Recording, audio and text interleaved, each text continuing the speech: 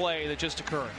That's like she tries to slide over right there, and Hartley just kind of falls and makes collision with that lower leg. You see her immediately grab it. And she went down hard and was clearly in a lot of pain. The Indiana Fever just hit another painful setback, and this time it wasn't Kathleen Clark grabbing the headlines after a frustrating loss to the Washington Mystics. Sophie Cunningham stepped to the mic and did not hold back.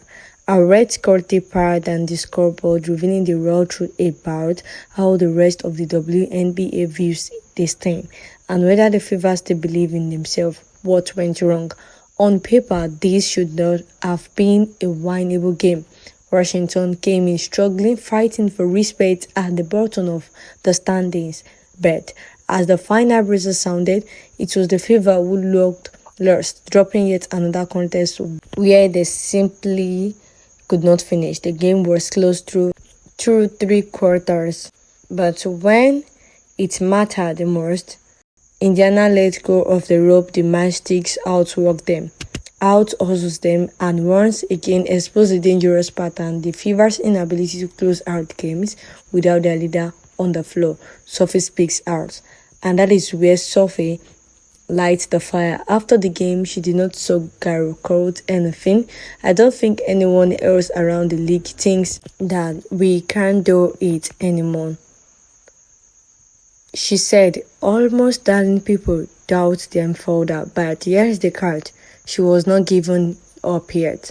She doubled down on her belief in this team. In Sophie's eyes, this is not about Kathleen Clark saving them or excuses about injuries. It is about rediscovering the aggressive, fearless identity that made them competitive in the first place. Inside the locker room, report from the Fever's locker room point a clear picture. Sophie's message was loud. We've got to remember who we are. We are the aggressors.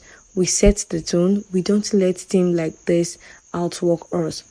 For Cunningham, it is not just a game plan. It is a challenge to her teammates to wake up.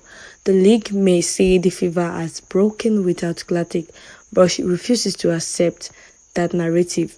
The injury chaos. Still, there is no denying the reality. Indiana's roster has been gutted. Kathleen Clark's groin injury has left her sidelined for weeks, robbing the Fever of their engine. Their spark plug, their follow general, MC Donald out, Sandy Closson out. The point guard rotation has been shattered, forcing the Fever to rely on hardship contracts with Odyssey Sims and Clary Lampard. These players are giving everything they can, but no amount of patchwork can replace Clark's character, vision, and leadership. Temporarily fix, no permanent answer. What makes this situation even tougher is the contrast juggling. Sims can bring veteran presence, Lampard can stand the ball for stretches, but neither can bend defenses the way Clark does. Without a graffiti, spacing collapses, shooters aren't getting the sinking looks, and suddenly everything that looked so promising just a month ago feels shaky. It is survivor basketball night after night. The Cunningham knows it. The season hangs in the balance. Athletes are saying it outright. The Fever season comes down to Kathleen Clark's return. Some whispers suggest she could be back by late August, maybe around the 22 or 26. But until then, the team is stuck in limbo. Every loss chips away at the playoff hopes, and every shocking fourth quarter adds to the pleasure. For Fever fans, it is a painful reminder that one player can change everything, and without her, Indiana is searching for answers. Mental fortitude versus reality checks. Yet, here is where Sophie's voice matters most. She's pushing back against the pity. The Fever did not want sympathy, they want respect. And that starts with proving they can fight through adversity. Head coach side echoes that sentiment, telling the team to control what they can control. Energy, effort, execution. It sounds simple, but when the roster is battered and morale is fragile, those little things are often the hardest to sustain. The real challenge, because let's be honest, the challenge is not just winning games without Clark.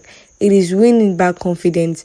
It is regenerating that fearless brand of basketball that made fans believe this team could actually shock the league. Sophie Cunningham is not just venting frustration, she's planting a flag she's not telling the fever. This is about us, our fight, our identity. And if they don't find it first, the season will slip away before Clark even step back on the court.